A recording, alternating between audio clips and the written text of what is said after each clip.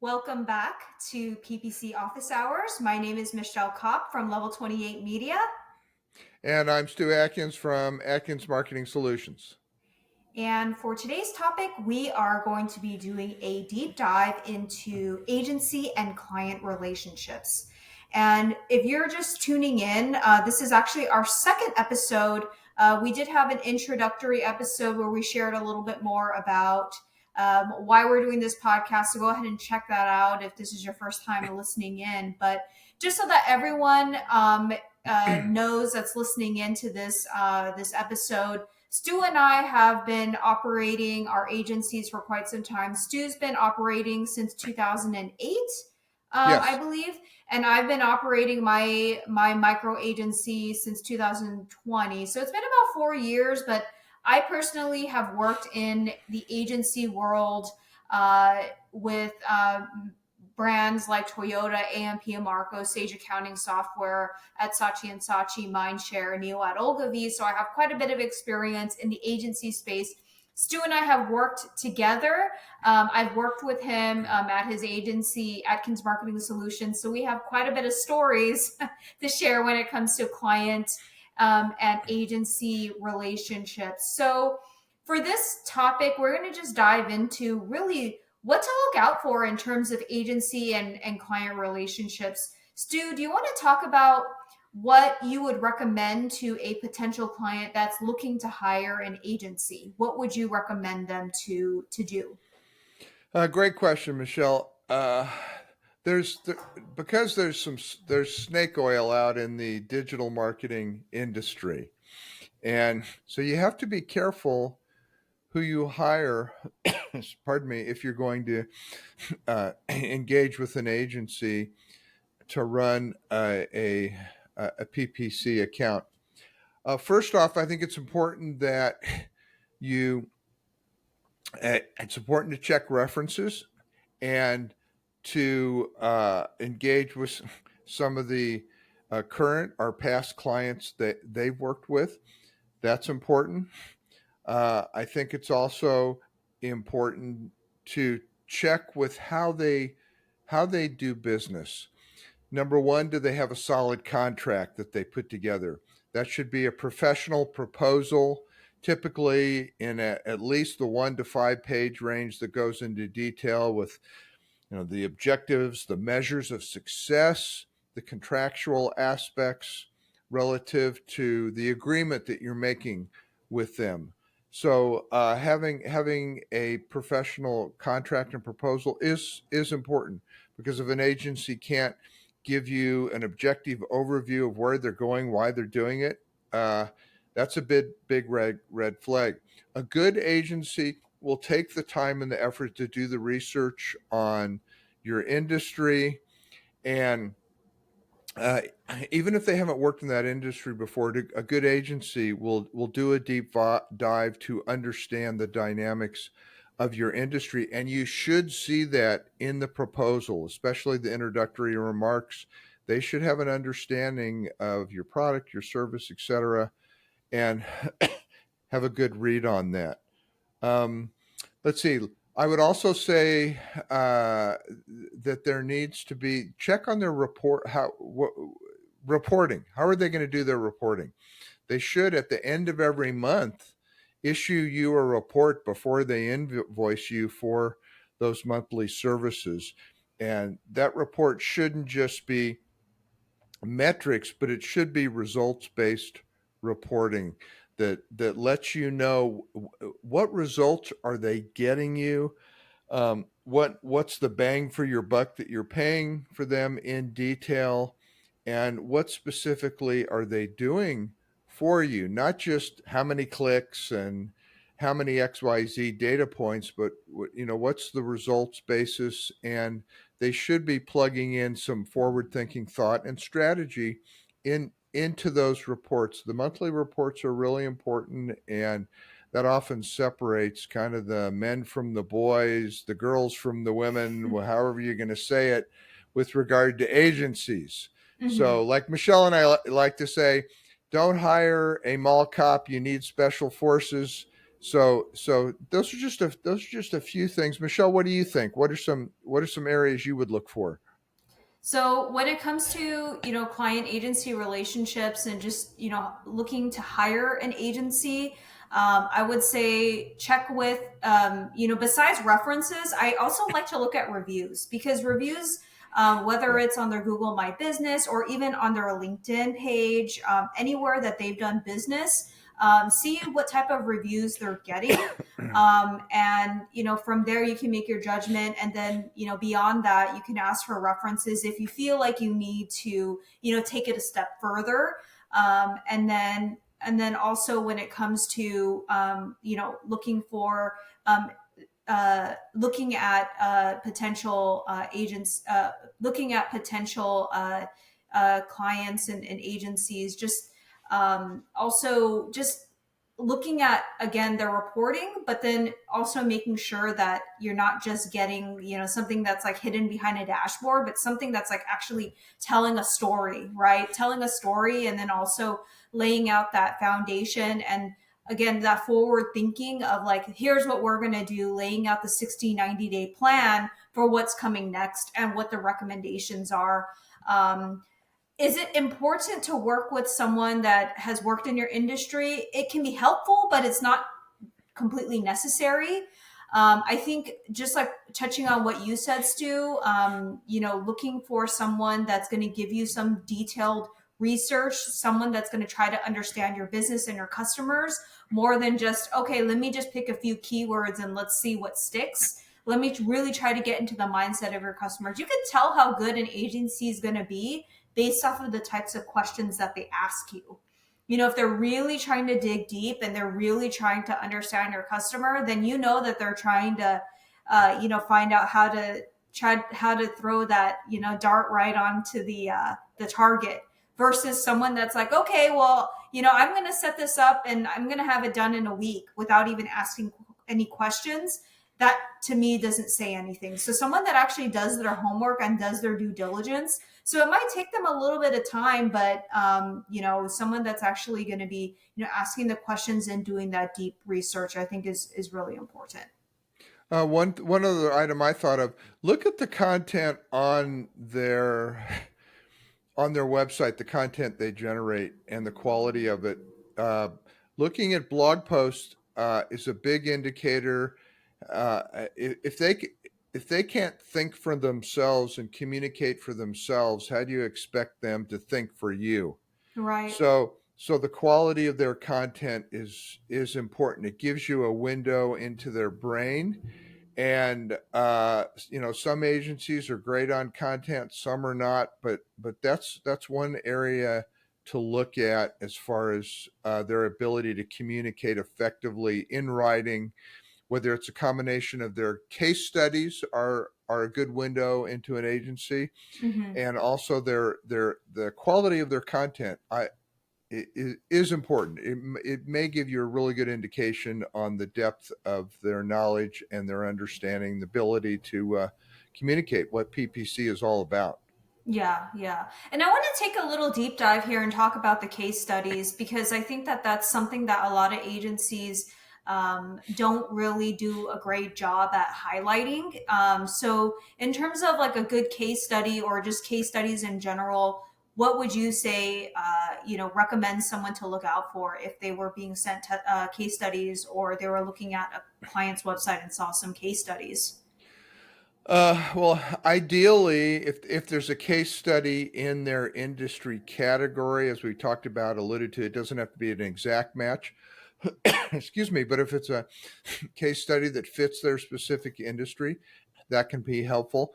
If there's not a parallel to an industry, you certainly look at what the case study is covering and what it was measuring, the before and after. Mm-hmm. You look at the number of conversions before and after, if that's in place, especially the average cost per lead. If it's a lead generation strategy, where did the average cost per lead go? It's never going to get to zero because you got to spend money for Yeah. advertising. Yeah. But the overall trend is important. What about the lead volume? some lead volume is going to go up and it's going to go down, but based on seasonality. So the number of leads that they're getting are important. So there's going to be a window of time that a good case study will cover. It could be Mm-hmm. usually minimum 6 months, 6 to 12 Yeah. month period, and you'll see the trend lines on kind of the before and after, and up and down versus leads and seasonality. And I think that's important as far as the overall measurement part. But results based case study, think before and after. Mm-hmm. Mm-hmm. Yeah, I'd really want to pin in on that, because just showing like, oh, we got you more impressions or we got you more clicks, that doesn't really tell a good story. Like we really need to see like what's actually, the result beyond that, which is, conversions and leads, and ultimately, your return on ad spend, which Yeah. is why Yep. you're doing your pay-per-click advertising. I want to do a little quick dive into what you do, Stu, in terms of how do you, just from the agency side, when you're looking for clients and when people come to you, what do you do in order to qualify, clients coming in the door? Yeah, that's a great question, Michelle. In the past, I used to made a big mistake in that I used to spend a lot of time and effort putting together a proposal, and Yeah, then and going into all that detail, and then realizing that maybe the client didn't have the budget for what we really needed to be it's just a waste of successful. time. Waste, Mm-hmm. a complete waste of time. And then I realized, okay, I was at a conference in Las Vegas, and a lot of digital marketers there, and there was someone on a panel who talked about, okay, we put together a questionnaire, and we may have roughly 5 to 10 questions to understand that person's business model. What's their business about? What keeps them up at night about their business? Mm-hmm. Who are their competitors? Do they have a website? Do they currently have Google Analytics running? Uh, uh, what type of website is it? Are they running PPC? Did they run it in the past? And then, how committed are you to being successful with your business?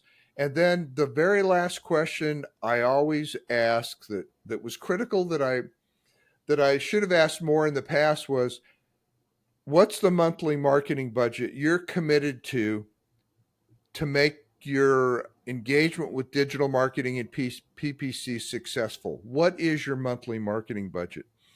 And if sometimes small businesses, small medium sized businesses, even large businesses will say, I don't know, or if they're gonna, if they're saying, well, I've got $300 to spend per month, that's a big red flag, because in PPC you have to pay to play, and you've got to have a realistic budget.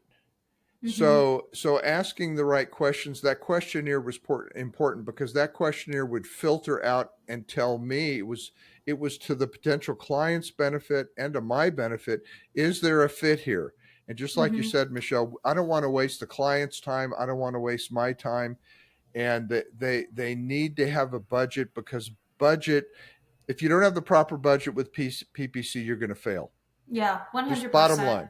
100%. That's why I don't take clients that spend under $2,000 per month now. It's just, you're not setting yourself up for success. You're pretty much driving a car on empty if you're spending anything Yeah. below that. Because nowadays, Good average cost per metaphor. click, yeah, thank you. And nowadays, like an average cost per click in a lot of these professional service industries that you and I are in, we're looking at $10 a click. Yeah. So if you only have $300 a month, then you're really only going to be able to afford 30 clicks and you're done. And Yep. that's one click a day. You're not going Yeah. to be able to see results come from that. So you're just wasting your time. So when it comes to having the right budget, let's do a little like deep dive into that. Like in terms of the budget, sometimes they might say, oh, hey, I don't know, I need a recommendation from you. So would you then go and do your own research and then come back to them with a recommendation based off of what you found in terms of the average cost per click in the industry that they're in? Yeah, in fact, one of the questions I asked that I didn't mention in the questionnaire is, what what's your best guesstimate on your leading 3 to 5 keywords that someone's going to use to search Right. for your business?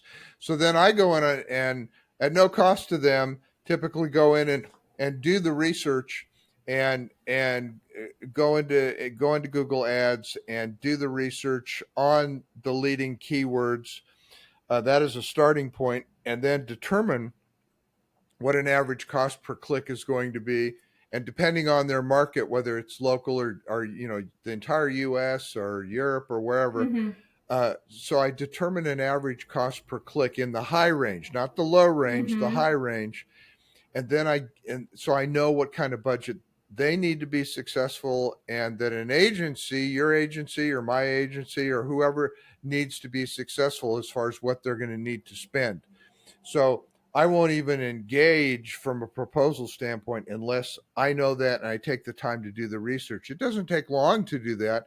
And a good agency should be able to do that and give you an indication on what they're going to need to spend and what that average cost per click range is going to be.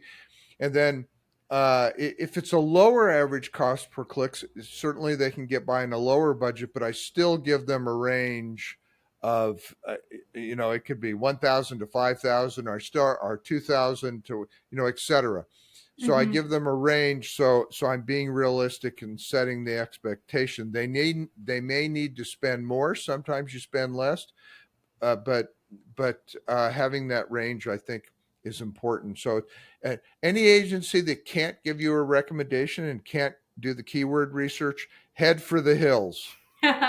Exactly. And what I do too is I will take it a little step further and I'll do some forecasting. Like, this is how many leads you can expect to get, assuming that you're using, high quality landing pages that are built to convert and all of these things. You can expect anywhere between 20 to 30 leads a month. So I kind of leave that range a little bit open because there's no way to truly guarantee exactly how many leads you're going to, be getting. But, assuming that you're getting this conversion rate, this is where we're probably going to fall in. And if you're not happy with that, then let's not work together. But if you're Yeah, okay with this range and you're okay with the budget and the fee, then, and you're a good potential client and you're not toxic, then, it's a good sign. And we definitely could work together. yeah, exactly. Yeah. Um, let's talk about setting expectations then when it comes to clients. What do you typically tell clients? And this is probably the number one question that I get, besides what's the budget or what you recommend the budget to be. But how long does pay per click take in order to see results? Yeah, that's the quintessential question that I always get too, and um, I usually say, and I couch this, it takes at least 1 to 3 months. Usually, it's probably safer to say at least 2 to 3 months. Yeah. And I also, secondly, I say to them, it's this little saying, time plus data plus patience. And I say the data is critical. It's like a language, and it's actually difficult to tell you how long exactly without the data, because it takes data for us as PPC professionals to refine that, to optimize it, to understand what's happening with their competition, with their budget. Is it Mm-hmm. strong enough? And are we utilizing the right keywords? Because we can do the keyword research and we can do the best upfront preparation and campaigns builds, etc. But we really can't refine things without The data. data.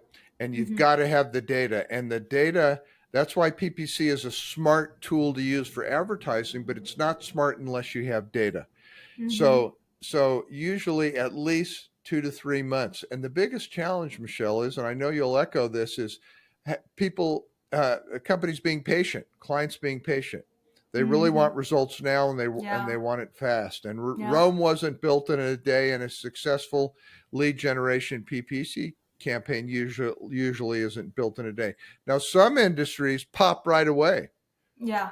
uh, they're very active, and there's some industries that have a very reasonable cost per click, and you start getting a flood of data right away. You even start to get some leads, and so things happen right away. The challenge is when it's industries that have competition, that are tougher and take longer. That's the Mm-hmm. real challenge. And but we need the data to filter out and especially enter the negative keywords. They're going to get Mm-hmm. rid of the tire kicking type of Mm-hmm. potential leads that aren't a good fit. But Mm-hmm. it's the patience part that's hard. And so explaining up front that expectation of Yeah. at least 2 to 3 months is really important. Yeah, typically I could probably tell if a campaign's going to be successful within the first month. I don't say Yeah. it, but just so that I have enough time to really let the data mature, I do say give me 2 to 3 months. Yeah. Nowadays, I'm asking for 3 months just because I just want to be 100% sure. But Yeah. yeah, usually just from me doing a lot of these campaign builds and managing hundreds of accounts over the years, I can tell because I've been doing this for so long when something's not right, or when something might not be the perfect fit for PPC, or if this is going to be just like a home run out of the park. I mean, I've had campaigns where I launch it and that same day we're getting leads coming in, Yeah. so Yeah. that's really exciting. And then you already have like a really great feeling going forward. But if maybe a couple weeks go by and you don't get leads, sometimes some clients might get antsy about it. But then you also have to understand there's a learning period with Google, if you're using some type of smart bidding strategy. So that could also be playing a factor into it. And the data collection piece is going to be huge, especially if you don't have thousands and thousands and thousands of dollars to spend. The data collection piece is going to be a little bit more Yeah. limited. So you have to be patient. I think when you and I worked together at your agency, we didn't really have a ton of turnover within like a 1 month period. Usually we had clients that stayed at least 3 months. So I think, when you did a lot of the communication with the clients too, you did a really good job at setting that expectation of, okay, you need to give us at least 90 days to really prove this thing out, because it doesn't happen overnight. And I'm sure, and I do remember there have been times where you've gotten emails from clients like anxiously asking, when are we getting results, how come this is happening, how come it's so quiet? And then you have to give them a call and reset that expectation, because sometimes clients say yes, yes, I understand, but then they don't. Like Yeah. Yeah. when it comes Yeah. time to actually wait around. And I still deal with that too, with my agency. Like, I'll set the expectation, hey, it could take several weeks until you start getting a lead come in. And then the client after the weekend reaches out to me and is like, is it normal that we didn't get any leads this weekend? And I'm like, well, didn't I just tell you a few days ago that it could Yeah. take a Yeah. few weeks to get dialed in before you even get a lead? What's been your experience? Like, have you had that too, Stu, happen to you? Yeah. And yeah, you have to do two things: education and reminders. You have Yes. you have to remind them what you initially told them at the very beginning. And it's often saying, remember back when I said, remember this, and remember I said time plus data plus patience. um, I communicated this at the front, just because based on experience I know I typically get questions, good questions, just like you're asking, reasonable questions. Mm-hmm. So reminding them, and it gets back to what we were talking about at the beginning: setting up the proposal, the communication, the groundwork, and the initial contact, doing that professionally and covering the bases. And then if you do that and remind them based on what you did at the very beginning, when you set the whole thing up professionally, you'll have more clients, will be more patient. And if for some reason you're not getting enough leads in 3 months, uh, and they you do part ways, often the client does it in an understanding, Right. kind, and professional way because they said they get it. They get it. But if you don't communicate that up front and set the expectation, it's going to be a problem, and it's not going to be a win-win. Yeah, absolutely. And And actually, not every business is going to be successful in PPC.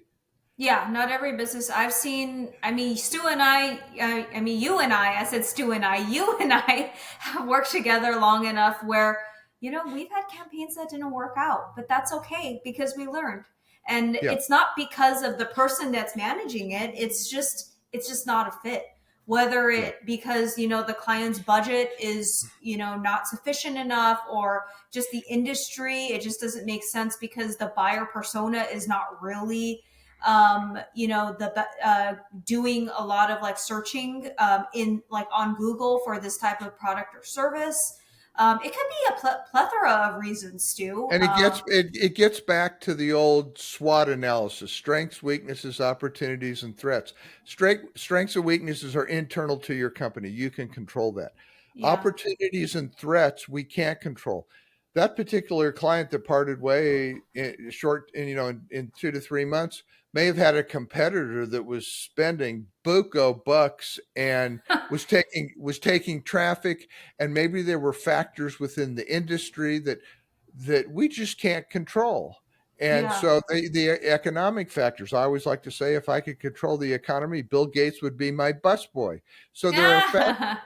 there's factors just we can't control, and some of Yeah. those external factors. That's another area we need to remind. I think even up front, talk about that a little bit with a client that's engaged, and maybe we're not having the success we want.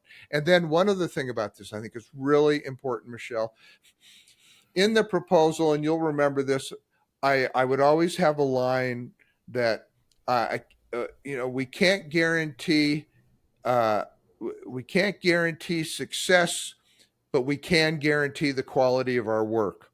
And then Mm-hmm. you express that there are factors, there are often factors in marketing, pricing, competition, seasonality that we can't control, but we can control the quality of our work, but we can't guarantee success.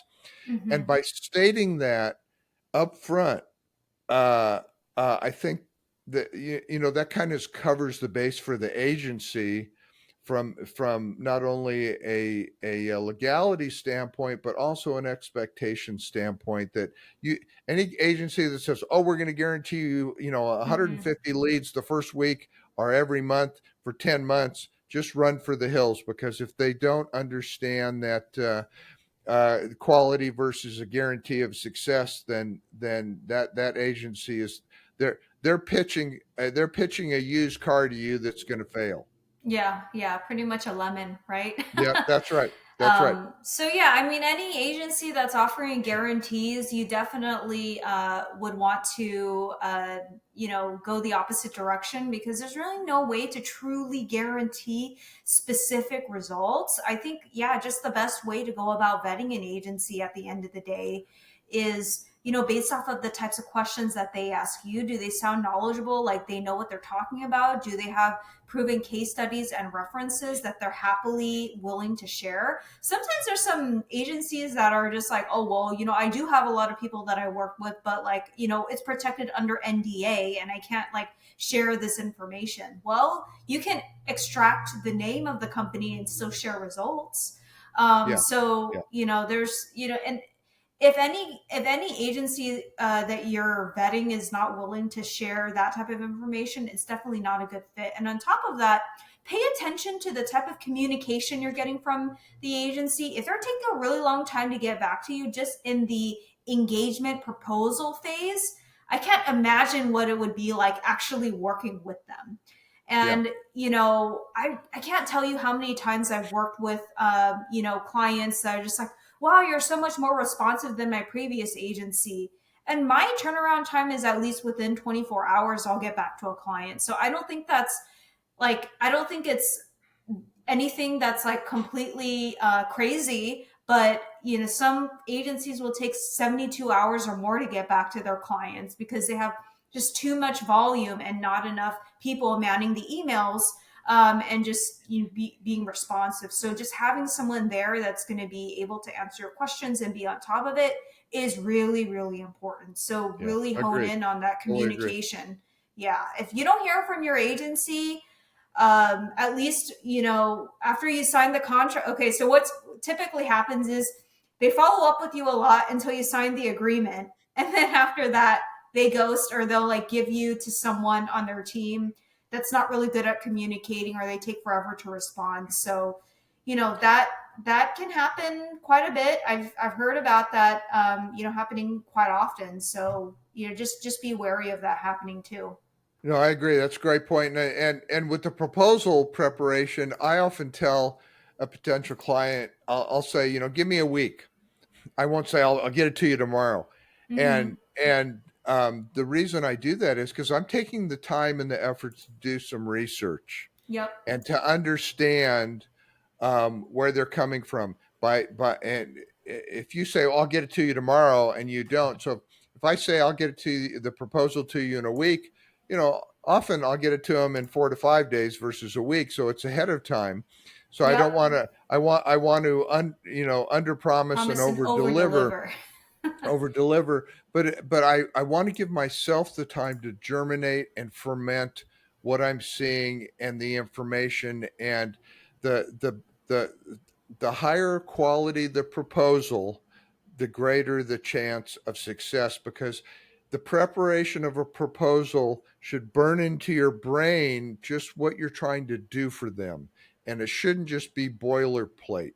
It should be more customized, and the more you can communicate that to them, the higher the quality of the proposal, the higher the quality, the chance that it's a higher quality agency, and that agency, for those of you that own agencies that are listening to this, the higher the chance you're going to close that client and overperform for them because you've taken the time and the effort to understand them. Yeah. And what I'll say just to wrap up this entire episode is there's three things: cheap, quality, and good. When you're looking for an agency, pick two. You can't have, you can't have, all three. You can't have cheap, quality, and good all in one. Because if you have cheap and good, pretty much, it's not going to be good quality. If you have, good and quality, you're going to have to pay a lot, a heavy fee for that. Yeah, yeah, So there's just a lot that goes into weighing out. Like if you really want someone that knows what they're doing, you're going to have to expect to pay a professional. And remember, Stu, what we always told, clients that would balk at, our fees, because we know we're not the cheapest, in town when it comes to, pay-per-click marketing. So, if you think it's expensive to hire a professional, just wait until you hire in. amateur. Exactly. Yeah, And yeah, we've that's seen right. it happen way too many times. These clients will, you see our fees, and then they'll go hire an amateur, and then the amateur ends up messing up the account more than actually Yeah, helping. that's probably the most important thing. That's probably the most important thing we've said today. And one other quick thing is agencies charge typically by a couple different models: a percent of spend, Mm-hmm. a monthly project basis, and some of them, which I think is kind of dangerous, they'll take a percentage of the business that they gain Revenue. in in Mm-hmm. in leads, revenues in leads. So I like to charge on a project basis, a set fee every month, and then if there's additional, the first month is often going to be more, and because you've got build fees, you've got Yep. refurbishment fees, you've got maybe Landing landing page. page design, Mm-hmm. and then requiring a 50% upfront deposit before work begins. That way, the client has stake in the game, and there's no issues up front. If they don't pay that 50% up front, then you got a problem, and it's not a good fit. Well, then you're probably So going to have to chase those invoices, yeah, after you've already done the work. And that's that's the right. last That's thing right. that you want to be doing, Stu. After Yeah, all that hard work, pay per click, building accounts is not an easy thing, especially with how it's not. complicated, things are. So, yeah, And we have staff. actually, We have yep. staff that helps us too, and whether I mean, we may utilize implementation engineers that are going to set up tracking Tagging. Hmm. and graphic designers, and there can, whether it's there's a CRM involved where you got HubSpot, Salesforce, Google Hmm. Analytics.